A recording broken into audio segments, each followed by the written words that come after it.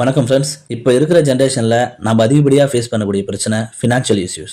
குழந்தைங்களோட படிப்பு, அவங்களுடைய காலேஜ் செலவு, வீடு வாசல் கட்டணும், அவங்களுக்கு கல்யாணம் பண்ணி வைக்கணும், அவங்க ஃபியூச்சருக்கு பணத்தை எடுத்து வைக்கணும், நம்மளுடைய ஹெல்த் இஷ்யூஸ், இப்படி பிரச்சனைகளை சொல்லிக்கொண்டே போகலாங்க. இப்படி பல பிரச்சனை இருக்குங்க.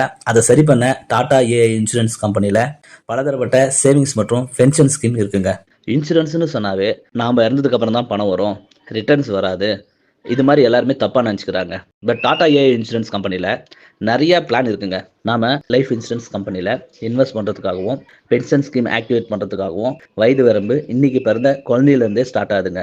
அதே மாதிரி 75 வயசு இருக்கிறவங்க வெளியும் இதில் இன்வெஸ்ட் பண்ணலாம், பென்ஷன் வாங்கலாங்க. இதில் இன்வெஸ்ட் பண்ணுறதுக்கு நம்ம லட்சக்கணக்கில் பணம்லாம் தேவையில்லைங்க.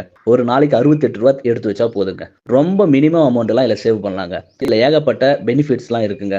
நம்ம இருக்கும்போதும் பணம் வாங்கலாம், நம்ம இறந்ததுக்கு அப்புறமும் பணம் நம்ம ஃபேமிலிக்கு கிடைக்கும். இது நம்ம சரியா பிளான் பண்றதன் மூலியமா ஃபினான்ஷியல் பிரச்சனைகளை நம்மளால சரி செஞ்சுக்க முடியுங்க.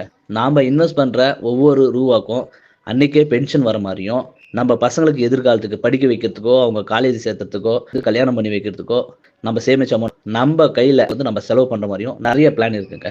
உங்களுக்கு எந்த பிளான் சூட் ஆகுதோ, எனக்கு இத்தனை வருஷம் கட்ட முடியும், என்னால் ஒரே டைம் தான் கட்ட முடியும், எனக்கு என் பையனுக்கு ஃபியூச்சருக்காக வேணும், எனக்கு என் ஃபியூச்சருக்காக வேணும், உங்களுடைய ரெக்குவயர்மெண்ட் எப்படி இருக்கோ அதுக்கேற்ற மாதிரி உங்களுக்கு பிளான் எடுத்து கொடுத்து உங்களுக்கு ஆக்டிவேஷன் பண்ணி கொடுப்போங்க. ப்ளஸ் ஆஃபரோட உங்களுக்கு பண்ணி கொடுப்போங்க. இதை பற்றின தகவல்கள் உங்களுக்கு தேவைப்பட்டால் கீழே இருக்கிற வாட்ஸ்அப் நம்பருக்கு கான்டாக்ட் பண்ணுங்கள்.